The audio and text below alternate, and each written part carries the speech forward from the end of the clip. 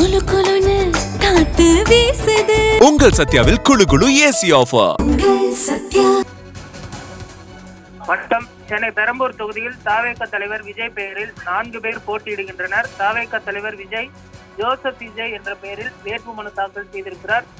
G Vijay, K Vijay, S Joseph, M Joseph ஆகியோர் மனுக்கள் தற்பொழுது ஏற்றுக்கொள்ளப்பட்டிருக்கின்றன.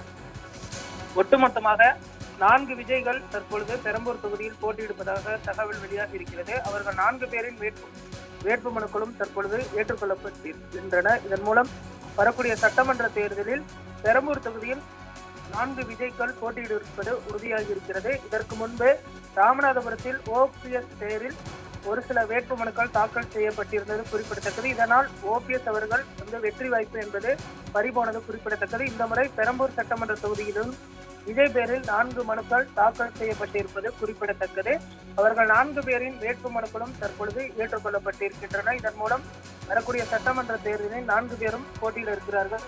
அதே போன்று விஜய் பெயரில் பார்த்தோம்னா வாக்காளர்களுக்கு குழப்பம் ஏற்படுத்தக்கூடிய வகையில் 2 சுயேட்சைகளும் ஜோசப் பெயரில் 2 பேரும் தாக்கல் செய்திருக்கிறார்கள். அவர்களுடைய வேட்புமனுக்கள் ஏற்றுக்கொள்ளப்பட்டிருப்பதாக தேர்தல் அதிகாரி அவர்கள் தற்பொழுது அதிகாரப்பூர்வமாக அறிவித்திருக்கிறார்.